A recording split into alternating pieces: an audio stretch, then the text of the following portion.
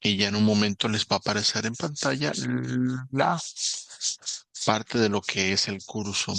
Como siempre aprovecho, sé que les puede servir a aquellos que estén en la sesión, aquellos que vean la grabación.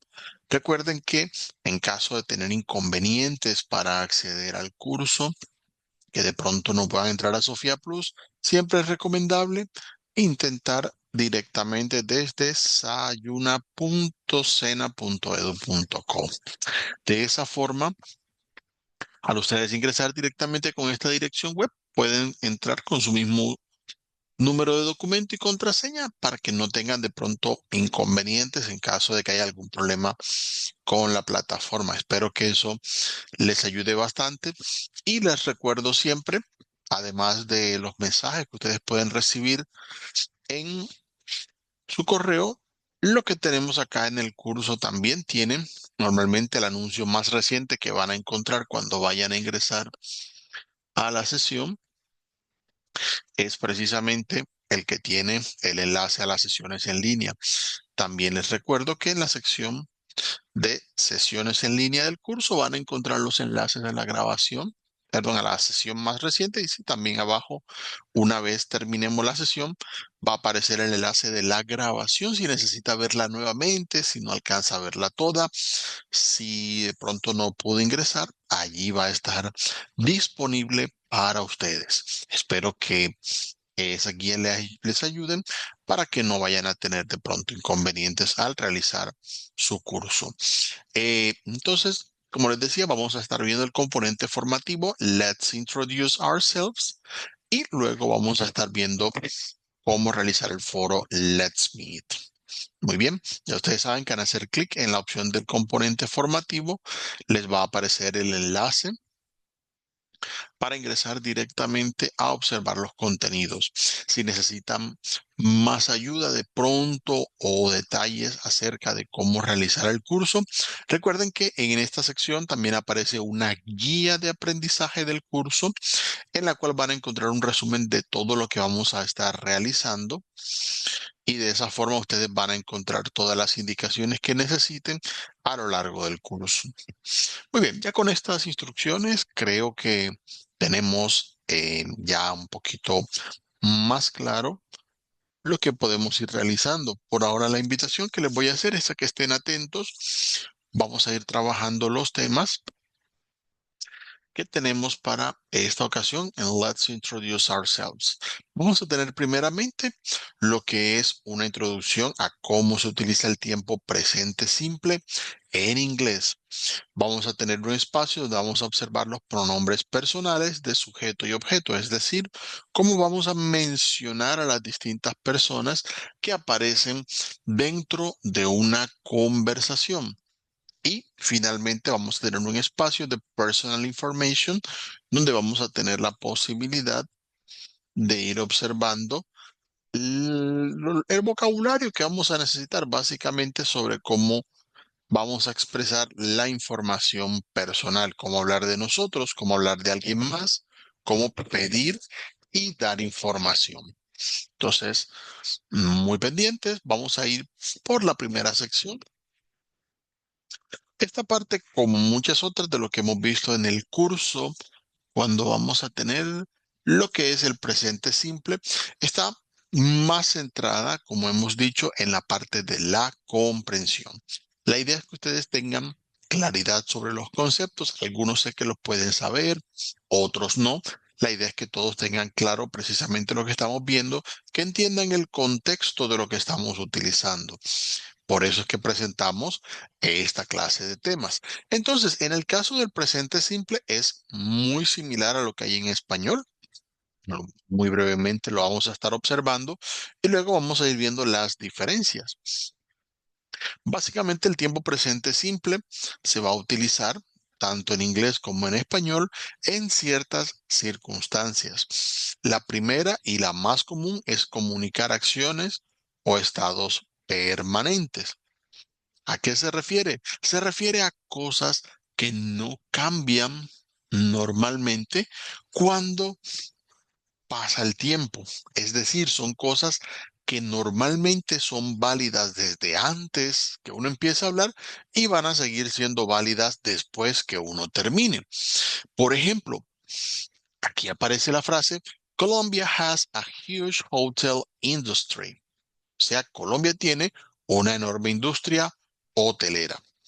¿Será que eso es cierto desde antes que empezáramos a hablar?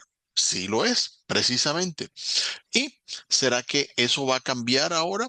No lo sabemos. Es posible que sí, pero a futuro lo más común es que no vaya a pasar, porque si ha seguido siendo así por mucho tiempo, podemos confiar en que por lo menos a corto o mediano plazo va a seguir siendo así.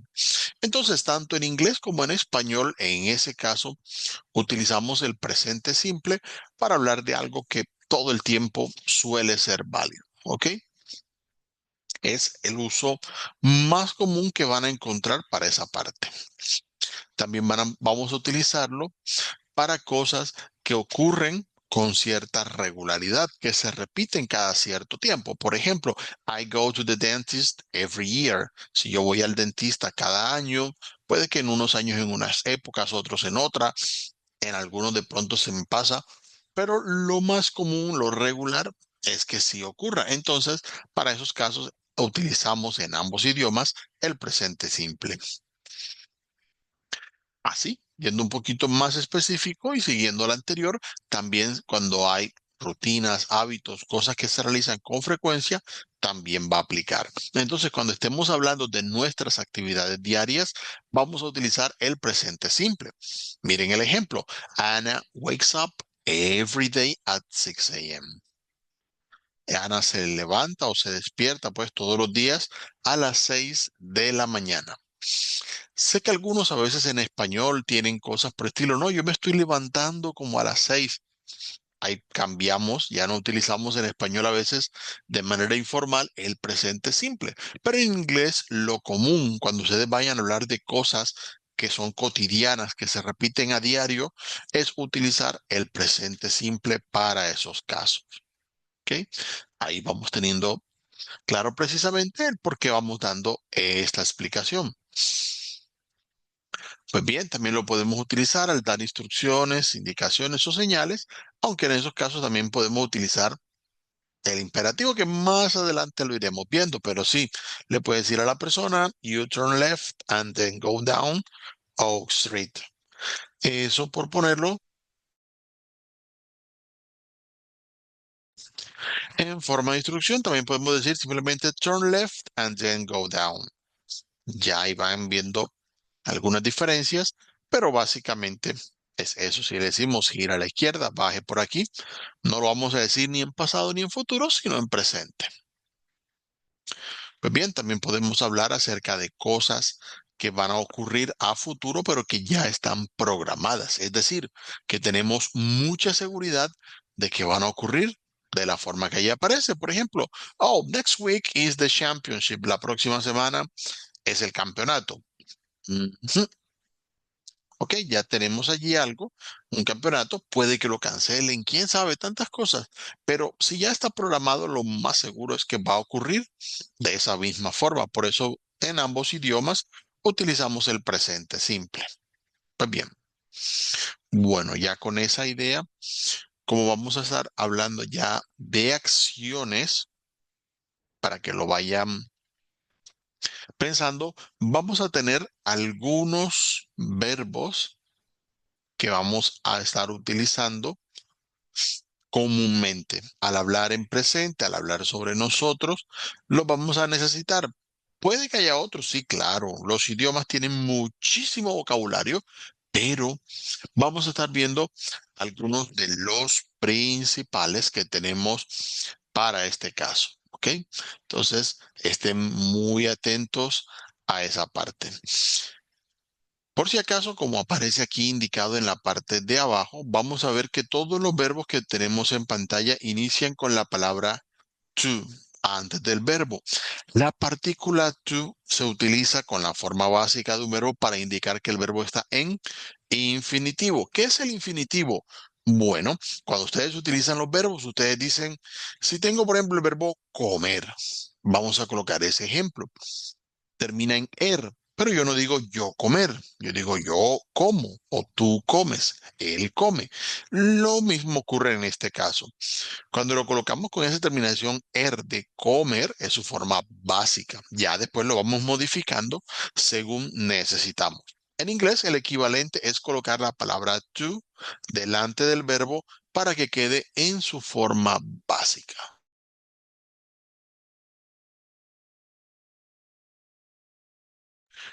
Entonces vamos a ir viendo algunos de los verbos más comunes en inglés. Y el primero de ellos es el verbo to be. To be es equivalente a ser o a estar en español. ¿Ok? Como para tener allí la claridad, ya por contexto, creo que habíamos explicado en la anterior sesión, hay ciertas diferencias que podemos notar precisamente al utilizarlo. El verbo to do, que es el verbo hacer. Hay dos verbos que traducen hacer en inglés, pero el más común es to do y lo vamos a utilizar hoy. Tenemos have, que es tener o haber en algunos casos. Vamos a tener to eat, que es comer. To read, que es leer. Algunos lo hacen. Claro que sí. Tenemos to call, que es llamar, sea por llamada o directamente a alguien. Allí van a tener la opción. Tenemos to play, que puede ser jugar o cuando hablamos de instrumentos musicales puede ser tocar, tocar un instrumento. To study, que es estudiar. Tenemos to drink, que es beber o tomar, si quieren ser un poquito más formales. To buy, que es comprar. Tenemos to walk, que es caminar. To watch, que es ver. To listen to, que es escuchar. Y miren que en este les hago allí como el tip, lleva al final también un to. Algunos verbos al final llevan siempre una palabra adicional, una preposición. Así como en español yo escucho a alguien, coloco esa a allí adelantico. Asimismo en inglés el listen siempre va acompañado del to. ¿Ok? To write, tenemos también, hablando de otros verbos, que es escribir. To sing, que es cantar. To sleep, que es dormir, claro que sí. To fly, que es volar, no necesariamente como el águila de la imagen, pero sí de pronto en avión o algo. To wash, que es lavar. To work, trabajar. To travel, que es viajar. Tenemos to drive, que es conducir cuando se refiere a vehículos, autos. To go, que es ir. To live es vivir. Y to pay, que lamentablemente hay que hacerlo, es pagar. Son algunos de los verbos, claro, cuando ustedes estén ya estudiando directamente el contenido de este material, ustedes van a poder verlo, detallarlo, tomen nota, traten de tenerlos muy pendientes. La mayoría de estos verbos van a ser muy utilizados por ustedes durante lo que van a ser los cursos y si en algún momento van a ir practicando en inglés, tratando de expresarse, sé que en algún momento van a tener que utilizarlos, así que tengámoslo muy presentes para que vayamos precisamente a tener facilidad al momento de aplicarlos. Pues bien, entonces vamos a pasar a encontrar lo que es la concordancia gramatical del presente simple. En este caso, esto es algo que de pronto suena un título muy raro, pero básicamente es algo que tenemos en español y de hecho en español es más complicado que en inglés. Hace un ratico se los ponía con el verbo comer. Tengo que pensar, cuando estoy hablando en español, tengo 6 formas distintas si voy a utilizar el presente simple. Como, comes, come, comemos, coméis, comen. Pero ya nos acostumbramos a que hay esas 6 formas. Para nosotros no es algo raro ni difícil. Pero ¿qué pasa? Que a veces no somos conscientes de que en inglés ocurre algo parecido, solo que más sencillo. Y hay personas que se confunden con esto porque no se acuerdan de que ya en español lo hacen, así que muy pendientes. De hecho, en inglés es más fácil porque cuando vayamos a mirar los verbos en inglés, nos vamos a encontrar con que en inglés, a pesar de que existen 6 formas así como en español, normalmente la mayoría de ellas son iguales. Si lo vemos con el verbo to work, que es trabajar, vamos a encontrar que el verbo work se escribe de la misma forma en casi todas las ocasiones. La única en la que se escribe un poquito diferente es cuando estamos hablando en tercera persona del singular. Es decir, cuando estoy hablando de él, cuando estoy hablando de ella, cuando estoy hablando del gato, cuando estoy hablando de la ciudad. Cuando estoy hablando de una sola persona, un solo animal, un solo objeto, un solo lugar, que sea solamente uno. En esos casos, ustedes van a colocar al final una terminación que puede ser una S o puede ser ES, según venga el verbo. Por eso aparecen estos ejemplos aquí con work, go y study. ¿Ok? El resto de formas de verbos no va a cambiar. Entonces, ¿cómo se hace la diferencia? Simplemente con el pronombre. Recuerden repasar si de pronto tienen dudas con los pronombres, ya que en el componente formativo anterior, en el primero que vimos en el curso, aparecen explicados. Y también en la grabación de la sesión yo estuve explicando estos pronombres, así que muy pendientes a mirarlo allí. Pero básicamente, si ustedes se encuentran que estoy hablando de él, estoy hablando de ella, estoy hablando de un animal, un lugar, un objeto.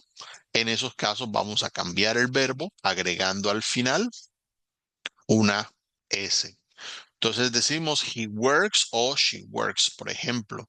Si es del verbo ir, go, agregar la S suena un poquito raro para ellos en español. De pronto para nosotros no es común, pero si lo piensan en el verbo ir, se van a dar cuenta de que el verbo ir tiene muchos cambios que de pronto no son tan lógicos como por el resto de verbos, pero ya nos acostumbramos a ellos porque suena mejor. Decimos yo voy, por ejemplo. ¿De dónde sale esa B del verbo voy? Del verbo ir. Si el verbo ir no tiene la letra B por ningún lado, simplemente ya nos acostumbramos a que se dice de esa manera. Mientras que en inglés lo más común es que todas mantengan la misma forma del verbo, solo que en este caso si termina en vocal o si termina en un sonido muy parecido al de la S, entonces va a agregar la terminación ES. Va he goes. No he goes porque sería muy raro. En el caso de study, algunos verbos que terminan en Y no son muchos, así que no se preocupen. Creo que la mayoría los vamos a ver durante este curso, durante estos niveles que tenemos acá en línea, no se preocupen. Study termina en Y con consonante adelante, entonces cambia a I latina. Simplemente porque el sonido es más suave cuando dice she studies. Es solo eso. Cuestión de sonido. El español también tiene excepciones que las hace por motivos de sonido, así que no es algo que nos vamos a preocupar. Entonces no les voy a decir como que escriban la conjugación de los verbos, no. Solo tenemos que pensar en cuando hablamos de una sola persona, un solo objeto, un solo animal que sea solamente uno. Eso es todo. Cuando lo vayan a hacer, van a agregar la terminación de la tercera persona. Para que tengan un poquito más de guía al respecto, tenemos un video que les recomiendo que ustedes mismos observen cuando estén repasando, estudiando este componente formativo.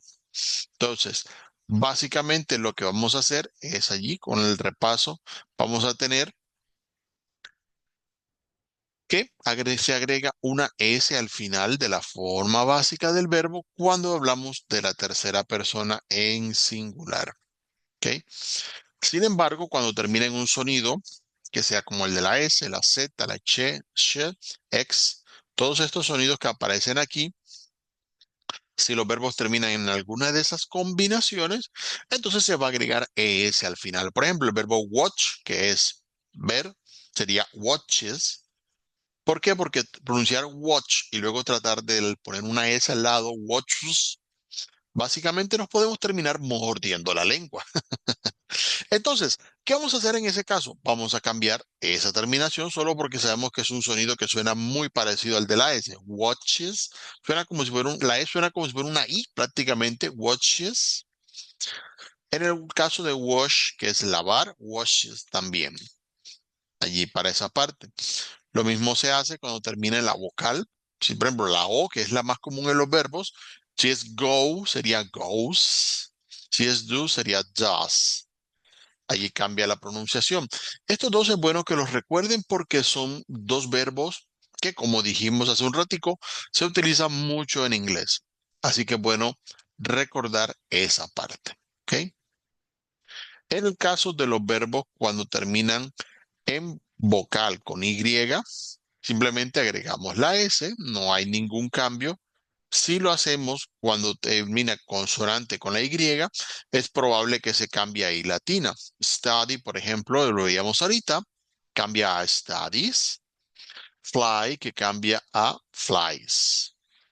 Como les dije, no son muchos los verbos que hacen ese cambio. Es mejor como acostumbrarnos a mirarlos y saber ya uno cuáles son, pero es una cuestión que va con el tiempo. Apenas estamos iniciando el vocabulario, no se van ahora a de pronto a centrar. Es que no lo sé, no los conozco, no lo he visto. Tranquilos. Esto es algo que se aprende en la medida en la que ustedes vayan teniendo más vocabulario. Mientras tanto, lo más recomendable es que simplemente lo tomemos con un poquito de calma y nos aseguremos precisamente de ir mirando y aprendiendo lo que viene nuevo para nosotros. Así que tranquilos.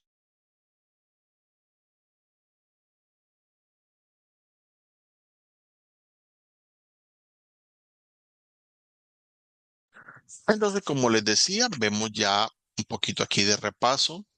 Esto es para que ustedes lo miren cuando tengan precisamente el tiempo.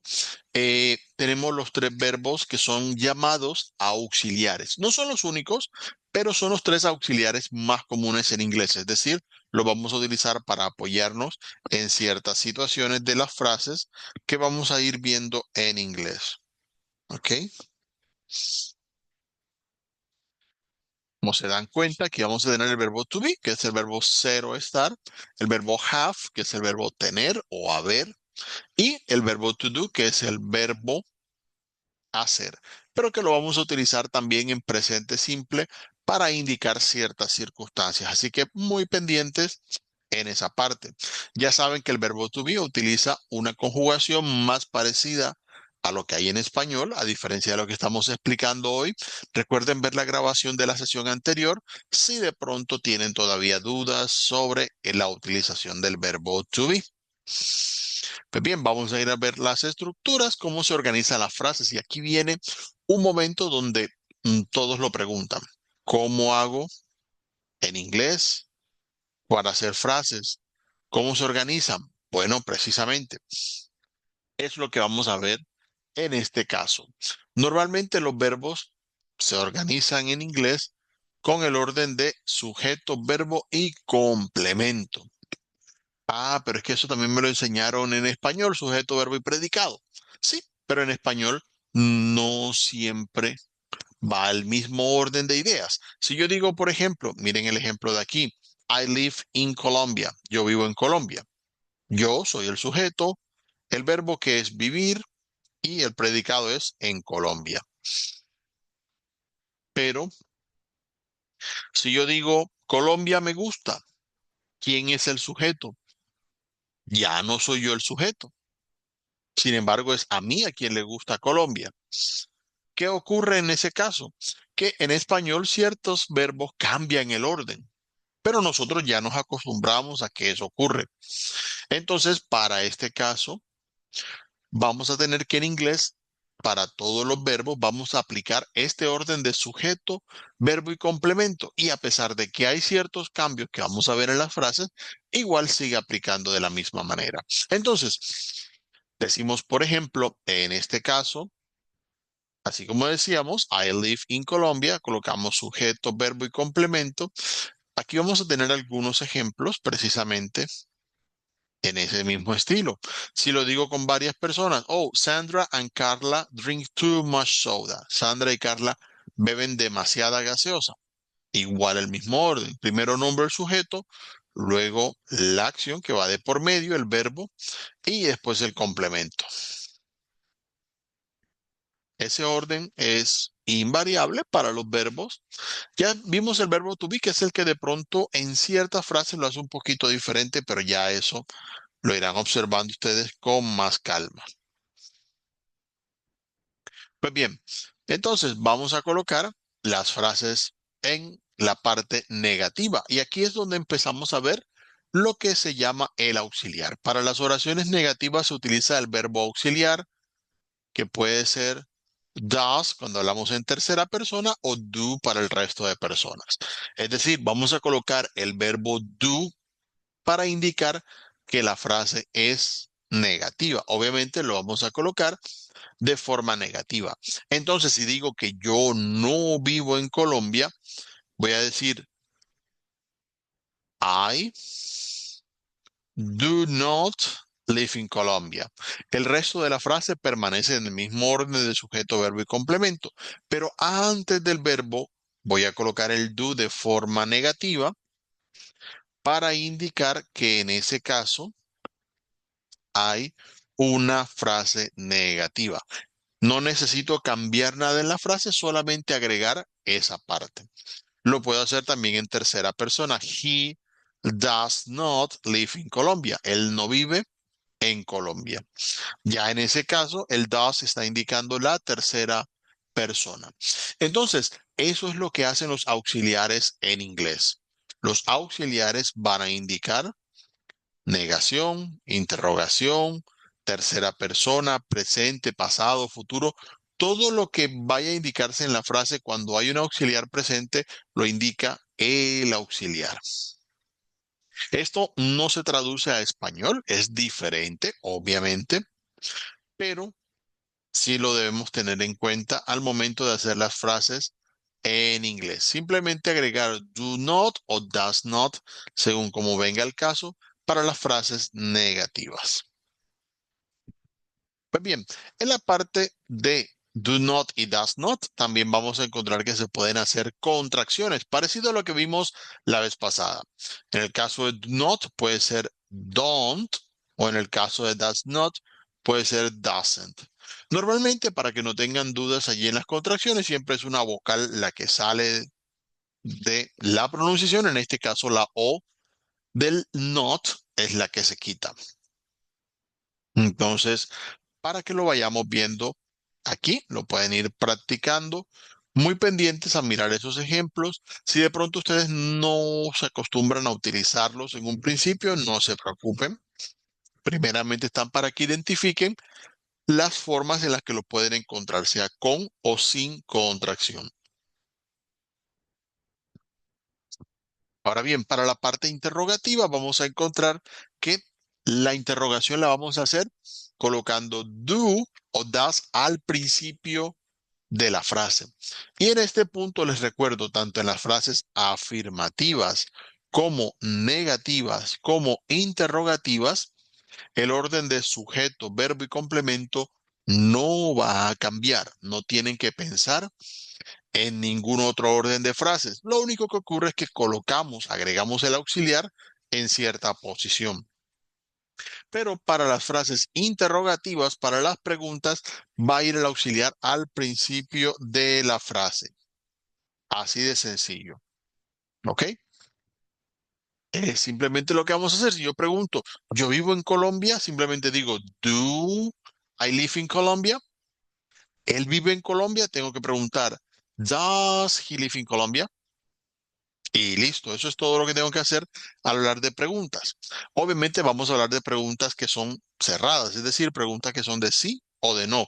Pero básicamente si a ustedes les dicen una frase y la frase empieza por do o por does, significa muy pendientes a esto que estamos frente a una pregunta y por lo tanto hay que estar pendientes de responder debidamente. Para una pregunta que sea cerrada, así como esta, que es simplemente de sí o de no, vamos a tener precisamente las opciones. Y normalmente, esto es algo, nuevamente, algo solo del inglés. Por si acaso, vamos a responder utilizando el yes y el no, pero no se pueden utilizar solos. Si ustedes les preguntan algo y solo responden yes, normalmente es señal de que no entendió. Así que muy pendientes. Entonces, si me preguntan, por ejemplo, ¿Do you buy fast food? ¿Tú compras comida rápida? Puedo decir, Yes, I buy fast food. Repito lo que dice la frase. O de forma corta, yes, I do. Voy a repetir el auxiliar que sale en la pregunta. Cuando vean otros auxiliares, también va a aplicar lo mismo, así que no se preocupen. Muy pendientes a eso. Oh, does he drive a sports car? ¿Él maneja un auto deportivo? No, he doesn't. Allí voy a repetir la frase, solo que en este caso en forma negativa, pero al momento de hacer respuestas que sean de sí o de no en inglés, lo común es agregar el auxiliar. Eso es algo que sí debemos practicar porque es algo que no existe directamente en español, sino que nos tenemos que acostumbrar a cuando existen.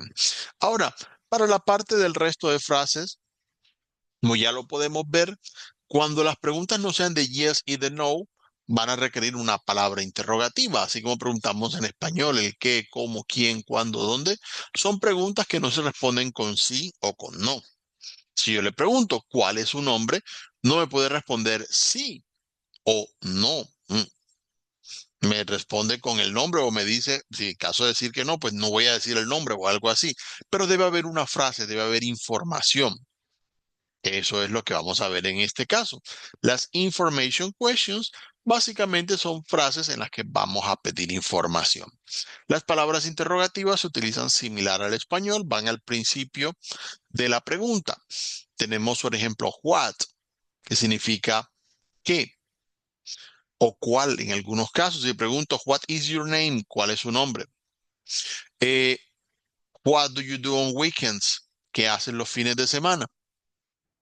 Ya son preguntas en las que no se responde solo yes o no, así que muy pendientes allí.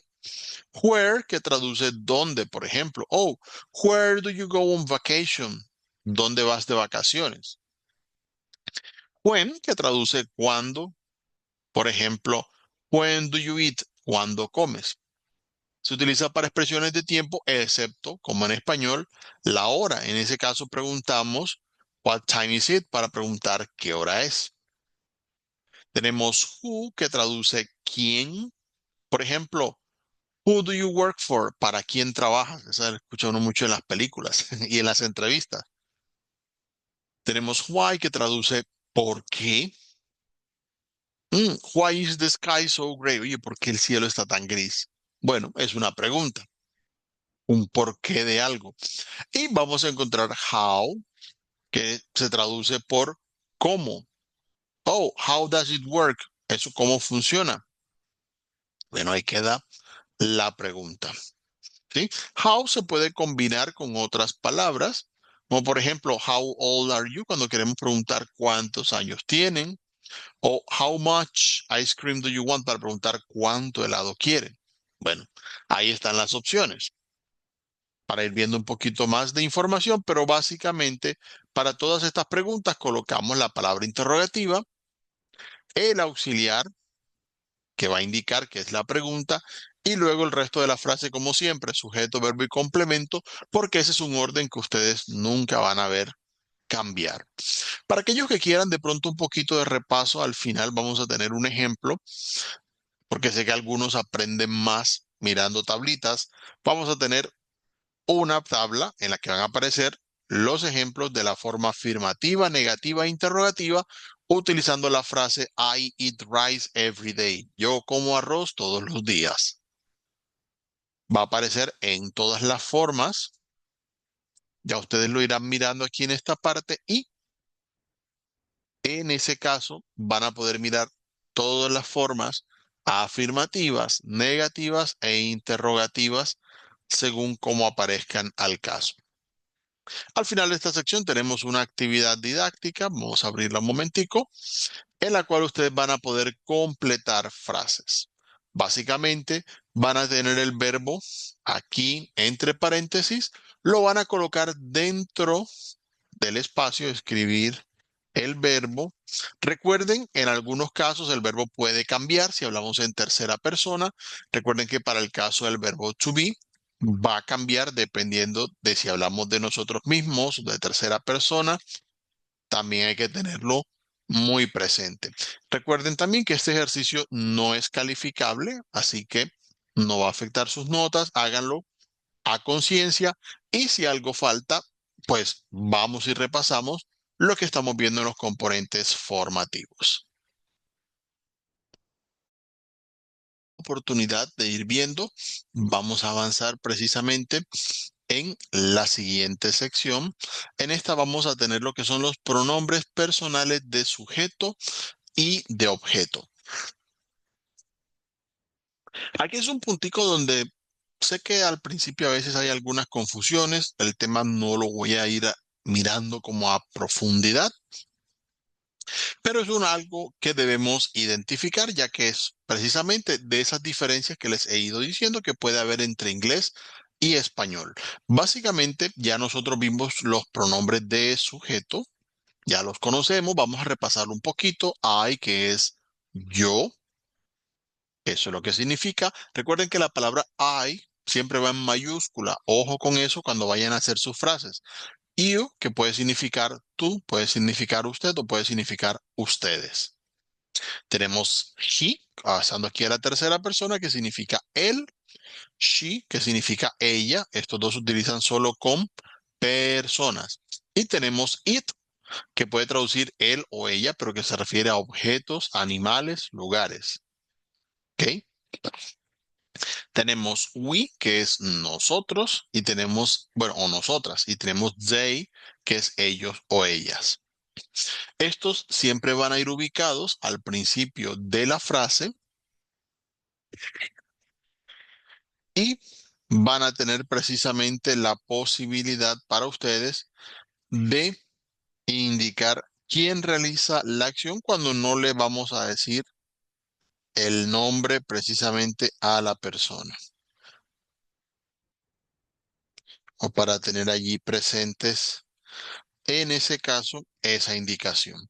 Entonces, recordar lo que decíamos al respecto de los pronombres porque ya los vimos anteriormente. Ya decíamos que el pronombre I va en mayúscula, así se encuentra en medio de la frase. Si yo digo, mi amigo y yo somos profesores, my friend and I are teachers. Ese I, al significar yo, debe ir siempre en mayúscula, no importa en qué parte de la frase se encuentre. Ya saben lo que decíamos, el you se reduce tanto tú, usted y ustedes. Es una cuestión más de contexto para entender cuándo significa cada una de las cosas. It, como decíamos, puede traducir él o ella. Normalmente it se traduce como eso porque se suele referir a cosas, pero depende de la traducción. Si yo digo que, por ejemplo, la vaca bebe agua, the cow drinks water. Si en vez de decir la vaca digo ella bebe agua, en inglés normalmente no se va a decir she drinks water. Ya ahí es diferente. Entonces vamos a utilizar en ese caso it drinks water. Pues bien, ya habiendo visto los pronombres de sujeto, ahora viene el caso donde vamos a ver los pronombres de objeto. Aparte de hablar de quién hace la acción, que es el sujeto de la frase, el objeto es aquel que recibe o se beneficia de la acción. Es lo que debemos tener presente. Vamos a colocar un ejemplo, vamos a mirar cuál. Por decir algo, aquí hay uno en pantalla y ahorita miramos la tablita, no se preocupen. Esto dice, Ana llama a Javier. Si Ana llama a Javier, ¿quién es el sujeto? Es Ana. Ana es quien realiza la acción. Y Javier simplemente recibe la acción que hace Ana, recibe la llamada. Entonces, Ana es el sujeto y Javier es el objeto de la frase. Esa es la lógica dentro de este caso. Javier no es el que está haciendo la llamada, simplemente recibe la acción y ya. ¿Ok? En esos casos, normalmente en español cambiamos el pronombre, pero no para todos es tan obvio. Ah, si yo en vez de decir Ana y Javier, si no voy a decir los nombres, yo digo ella lo llama. She calls him, así como aparece acá, ella lo llama. Ese lo se refiere a que no puedo decir ella, él llama. No, no puedo decir él porque él no es el que está llamando. Entonces digo lo, ese lo que usamos en español se refiere al objeto. Siempre me gusta hacer el contraste entre inglés y español porque de esa manera para ustedes es un poquito más fácil recordar las cosas porque son cosas que ya han visto en español, que ya conocen. La idea es que ustedes se hagan conscientes de ello. ¿Ok? Entonces, por eso aparece de esta manera. She calls him. Ahora, vamos a tener un pronombre para sujeto y un objeto. Cuando no utilizamos el lo, o si lo utilizamos, normalmente vamos a utilizar con el a. Ella lo llama a él. No digo ella lo llama él, sino a él. ¿Por qué agregamos eso? Porque de esa manera es como expresamos precisamente que aquella persona no es la que hace la oración, solo se beneficia de la acción que estamos haciendo. ¿Ok? Aquí está el ejemplo. Entonces, por eso dice Ana calls Javier y no dice she calls he, sino she calls him. En ese caso, para referirnos a que él no es quien hace la acción, él simplemente la recibe. Cuando tengan dudas, recuerde que el sujeto siempre va antes del verbo, el objeto siempre va después del verbo. No van a tener ningún inconveniente con eso en inglés. Con la sola posición va a ser suficiente. Entonces, para los pronombres objeto vamos a encontrar me, cuando sea a mí, you, que es igual en ambas formas, o sea, a ti o a usted, him, cuando sea a él, her, cuando sea a ella, aquí está her, vamos a tener it, o sea, a él o a ella cuando nos referimos a objetos, como ya dijimos, animales. Vamos a tener us cuando es a nosotros o a nosotras y them cuando es a ellos, a ellas. ¿Ok? Presentes allí en todas estas opciones. La idea es practicarla y por eso aparece una actividad didáctica en esta sección que vamos a estar viendo, en la cual vamos a tener precisamente algunas frases en las que falta una palabra. Nos van a decir de qué o de quién se está hablando y nosotros lo único que vamos a hacer es reemplazar con el pronombre que consideramos. Por ejemplo, he drinks coffee at breakfast. Él toma café en el desayuno. Pero si ya yo sé que es café y solamente quiero decir que él lo toma en el desayuno, ¿qué palabra coloco aquí? ¿Será que coffee es quien hace la acción o quien la recibe? ¿Será sujeto o será objeto? Bajo esa lógica, vamos a mirar precisamente en este caso cuál sería la mejor opción y damos respuesta de acuerdo a cómo lo consideramos. Entonces, con este ejercicio vamos a practicar. Recuerden que normalmente si aparece antes del verbo, va a ser el sujeto, si aparece después del verbo, va a ser el objeto. Y allí vamos practicando esos pronombres que estábamos viendo en este caso. Sé que no todos los van a tener claros a la primera, eso está bien, eso es parte de aprender. Simplemente repásenlos. Recuerden que los componentes formativos, estas actividades didácticas, ustedes las pueden repetir todas las veces que necesiten durante el curso hasta que ya les quede completamente claro lo que están viendo. Pasamos acá a la siguiente sección, que es la de personal information. Esta parte de vocabulario sí me interesa que ustedes la estén viendo, practicando, trabajenla personalmente. Vamos a ir viendo algunas cositas acá. Vamos a tener primeramente lo que es la parte del nombre. El nombre podemos preguntar what's your name o what is your name. Es una forma aquí de contracción que a veces podemos encontrar. Podemos preguntar who are you, quién es usted o quién eres tú, aunque eso suena a veces un poquito más fuerte, depende, ¿no?, del contexto. Pues bien, entonces simplemente voy a decir my name is, por ejemplo, my name is Brian. Y de esa manera doy mi nombre. También puedo decir I am Brian, depende al caso. En estas secciones, la recomendación para que ustedes vean más vocabulario, si se dan cuenta aquí abajito les va a salir un enlace. Ese enlace los va a llevar a una página donde aparece explicado muchas de las cosas de vocabulario que vamos a estar viendo. Eso les va a ampliar un poquito más las opciones para que ustedes lo tengan allí presentes. También vamos a tener la nacionalidad. La nacionalidad le podemos preguntar a la persona de dos maneras. Podemos preguntarle, "Where are you from?" para preguntarle de dónde es la persona. O "Where do you come from?" para preguntarle de dónde viene. ¿Ok? Ahí va la diferencia. Entonces, para ese caso, depende. Algunas personas pueden tener un origen de dónde son, pero de pronto tienen otra nacionalidad. Pero al hablar de la nacionalidad, simplemente vamos a decir, por ejemplo, "I'm Colombian." O sea, yo soy colombiano. No es común decir "My nationality is Colombian." Eso es un poco raro. Sí, si lo utilizan, no se preocupen, sí les van a entender, pero suena raro. Y en inglés, aquí aparece la alerta, las nacionalidades siempre se escriben con la primera letra mayúscula. Colombian. Si lo escriben English, si usted es inglés, también va a suceder lo mismo. Va con E mayúscula. Como Colombia no es el único país, para vocabulario se van a encontrar distintas nacionalidades.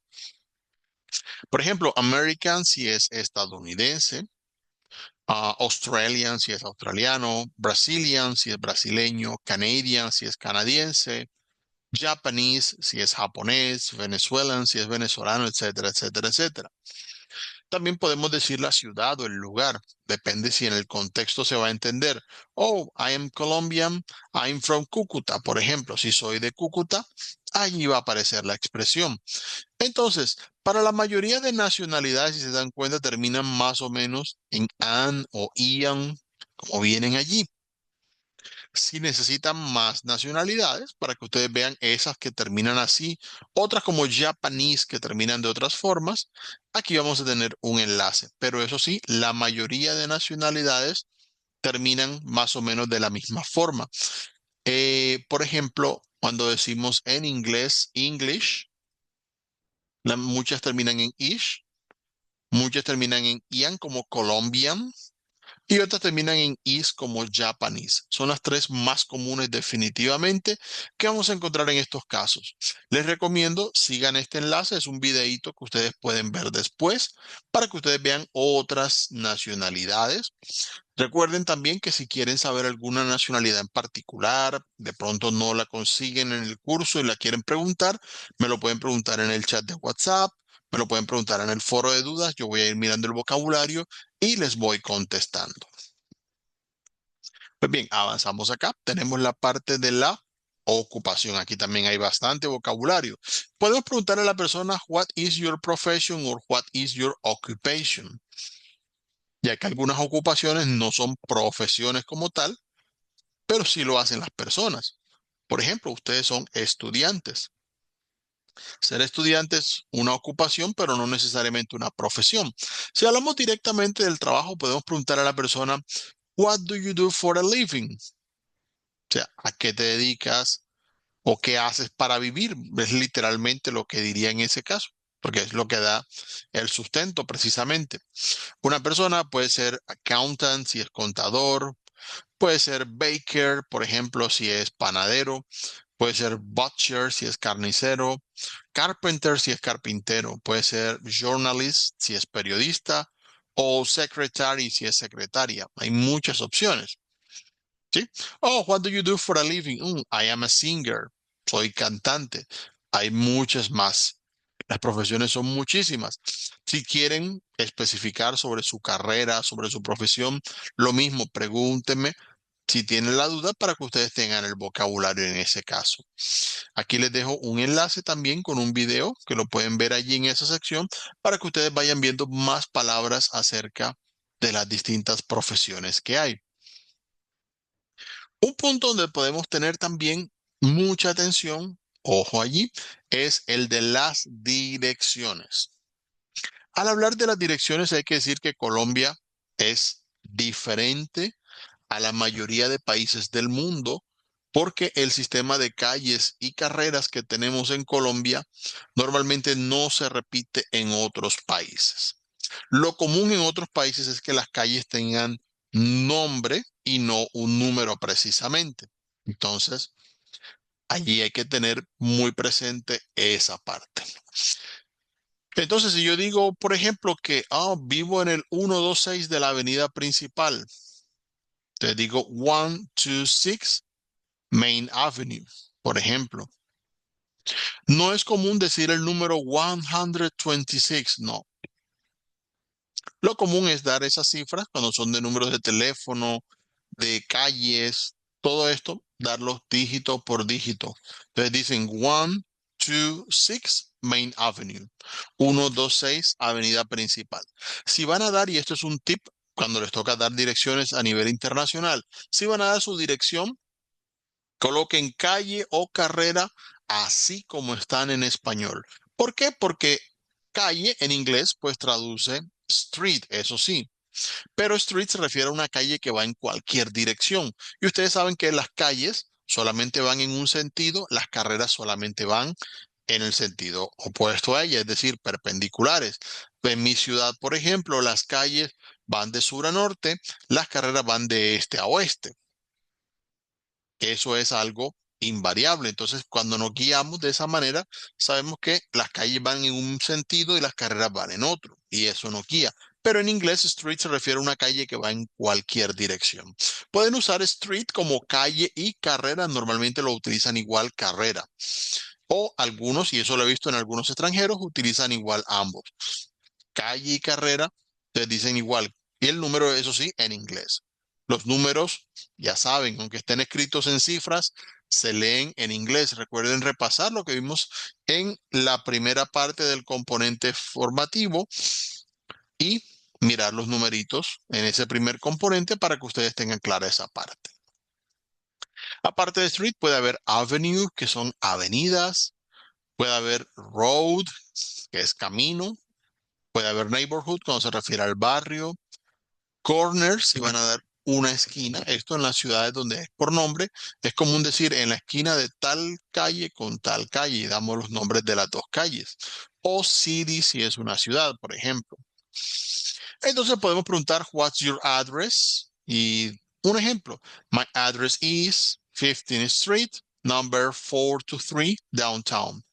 Calle 15, número 423, centro, para que se sepa allí un poquito la indicación. Para más señales, vamos a encontrar aquí un enlace. Esta es una página donde les van a explicar con un poquito más de detalle a nivel de otros países cómo se suelen dar las direcciones. Como decía, para el número de teléfono, normalmente lo normal, lo común, lo que van a encontrar es que se va a dar dígito por dígito. Si pregunto, what's your phone number? Aquí puedo responder, my phone number is 5702-3460. Por ejemplo, ese que aparece allí. Si tienen la duda, si quieren practicar la escucha, recuerden en cada una de las frases que vean estos parlanticos que salen aquí, háganles clic y allí van a escuchar la frase que están leyendo para que de esa forma les sea más fácil a ustedes practicar el vocabulario.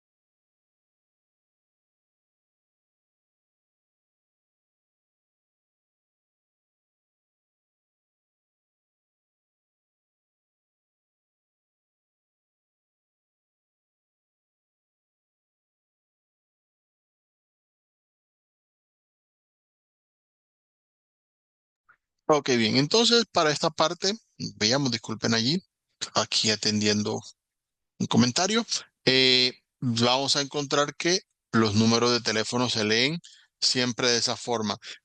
Al estar en esta parte vamos a encontrar que podemos leer los números de teléfono dígito por dígito y cuando hablamos del cero se puede pronunciar zero, pero en algunos lugares puede pronunciarse O solamente. Si yo digo, my phone number is, y voy a leer este número que está aquí, digo 573-806. Es una posibilidad en ese caso.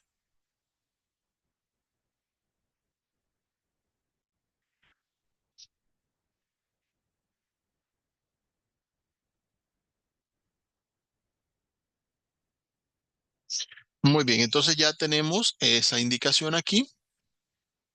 Si pueden haber números repetidos, podemos encontrar double o triple. Por ejemplo, en este número, my phone number is 355-2-777-1. Por ejemplo,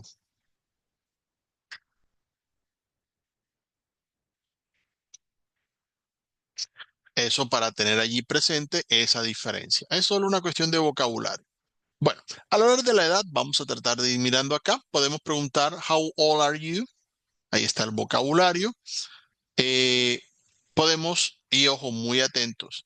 En inglés, cuando hablamos de la edad, usamos el verbo to be, no se usa el verbo have. Si yo tengo 30 años, digo I am 30 years old. I am 30 years old. No puedo decir I have 30 years. No, no se usa have.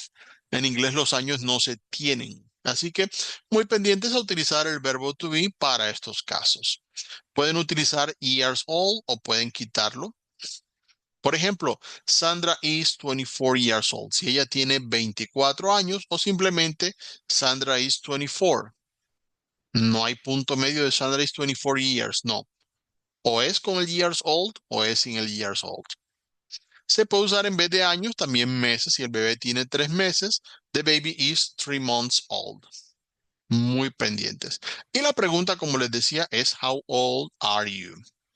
Para preguntar precisamente cuántos años tiene. Puedo preguntar por alguien más, claro. How old is Claudia? Para preguntar una persona, oh, she's 40. Ya va a depender de lo que ustedes necesiten en ese caso. Pues bien, vamos a ver la última sección que tenemos de vocabulario. Sé que ya estamos un poquito sobre la hora, pero espero que les sirva. Es el de la familia. El de la familia suele ser un poquito más fácil en inglés que en español porque hay ciertas cosas de vocabulario que nosotros agregamos en español y que a veces cuesta un poquito porque precisamente nos acostumbramos a decirla de cierta forma y a veces hay más vocabulario de la familia en español que en inglés. Por ejemplo, eh, encontramos en estos casos que hablamos de prima política o tío segundo, primo hermano y tenemos un montón de palabras que muchas veces en inglés no hay ni siquiera un equivalente que sea de común uso. Entonces nos vamos a enfocar aquí en el vocabulario de la familia. Si en algún momento necesitan más palabras de las que salen acá, recuerden, pregunten, no se preocupen, sin pena que para eso están los cursos en ese caso. Entonces, para esta parte, por ejemplo, vamos a ver la familia más cercana. Podemos encontrar mother y father, madre y padre. Podemos encontrar daughter y son, que son hija e hijo. Y podemos encontrar sister y brother, que son hermana y hermano. Les recomiendo mucho esas 6 palabras, porque al hablar de la familia, todo el resto de secciones que vamos a ver ahora está relacionada a esas 6 palabras. ¿Ok? Muy pendientes. Muy bien, en ese caso también vamos a tener aquí wife y husband, que son la esposa y el esposo. Vamos a ir viendo las otras secciones sobre la familia para ir viendo el resto del vocabulario.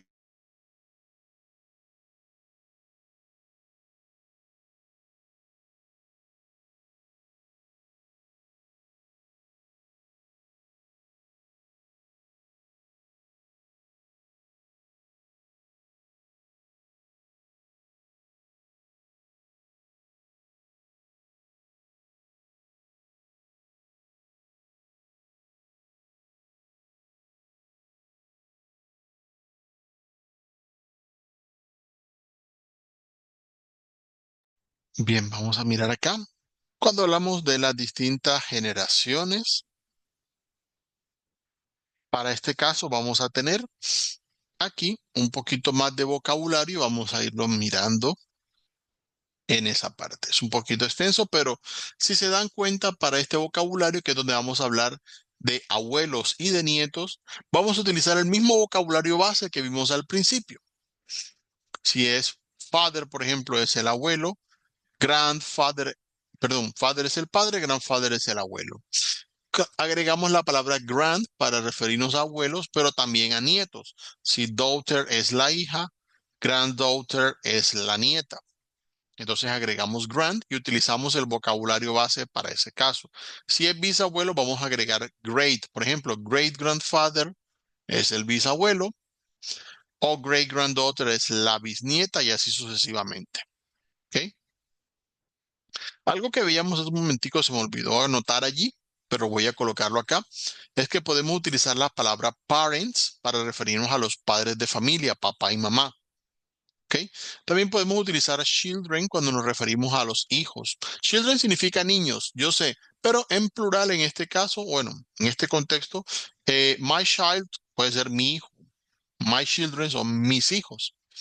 Y siblings, que puede traducir hermanos, cuando nos referimos a hermanos y hermanas. Si usted tiene dos hermanos y una hermana, usted no dice I have three brothers. Eso no aplica, ¿no? Que tengo tres hermanos, no, porque son hermano y hermana.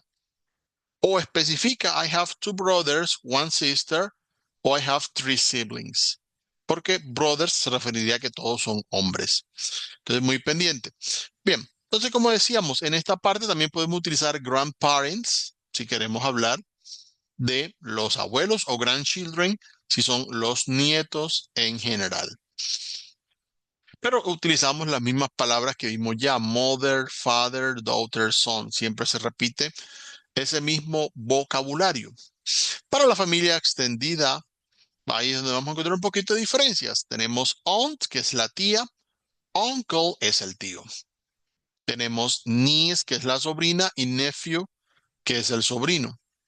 La única palabra de todo este vocabulario que no diferencia entre hombre y mujer es cousin, que es el primo o la prima. Es diferente esa palabrita. Cosas que pasan.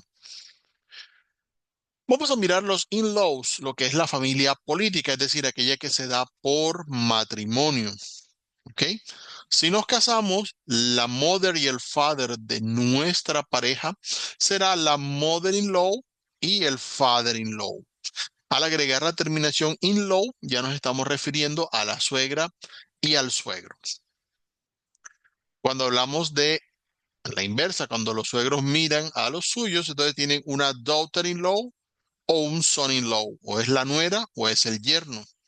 En inglés es más fácil porque simplemente ya nosotros conocemos daughter y son y le agregamos la terminación in-law. Lo mismo, los hermanos y hermanas de nuestra pareja son los sister y brother, pero son sister-in-law y brother-in-law para referirse a la cuñada y el cuñado. Con colocar la terminación in-law va a ser fácil.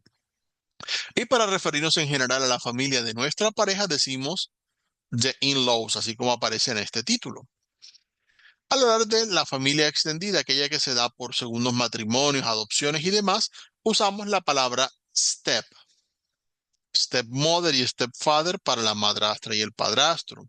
Stepdaughter y stepson para la hijastra y el hijastro, por ejemplo. Stepsister y stepbrother, hermanastra y hermanastro. También puede haber half sister o half brother, el medio hermano, la media hermana. Este tipo de vocabularios utilícenlo solamente si ustedes se sienten a gusto. Lo digo porque me ha habido comentarios, no, profe, es que yo no quiero decir que él es mi padrastro, él es mi papá. Obviamente, ustedes son los que utilizan su propio vocabulario. Siéntanse a gusto de utilizarlos como ustedes normalmente lo aplicarían, ¿ok? Y aquí, para que el que tenga dudas y quiera mirarlo, aparece un cuadrito en el que vamos a tener el vocabulario acerca de la familia. Ya ustedes lo irán mirando, cómo se van relacionando unos con otros. Pues bien, para esta sección terminamos con una actividad didáctica. En esta vamos a tener una pequeña conversación con vocabulario acerca de una oficina de inmigración. Aquí lo que vamos a hacer es simplemente vamos a tomar las palabras que aparecen acá a la derecha, las vamos a arrastrar hasta el cuadro donde nosotros consideremos que deben ir. Con eso van a practicar un poquito vocabulario. Hay algunas palabritas nuevas para que vayan aprendiendo, porque eso también es la idea, pero vamos practicando los verbos, el vocabulario que ya estuvimos viendo anteriormente. Entonces, para que tengan presente esa parte aquí. Y ya una vez ustedes hayan visto este vocabulario, ya ustedes con más facilidad pueden ir practicando lo que es la parte de todo este vocabulario sobre presentación personal. Ahora bien, cuando ya ustedes estudien el segundo componente formativo, la sugerencia es participar ya en la segunda evidencia calificable. Vamos aquí a actividad de aprendizaje guía, seleccionamos actividad de aprendizaje 1 y seleccionamos el foro Let's Meet. Como dice acá, este foro es calificable y la idea aquí es realizar una presentación personal. Recuerden leer la guía. En la guía aparece especificado qué cosas se tienen en cuenta para evaluar. Lo mínimo que debe tener la presentación es indicar su nombre, obviamente las frases en inglés, su edad, de dónde son, qué profesión tienen y si quieren agregarle, por ejemplo, si ya saben y tienen vocabulario, qué cosas les gusta hacer en su tiempo libre, también lo pueden agregar allí.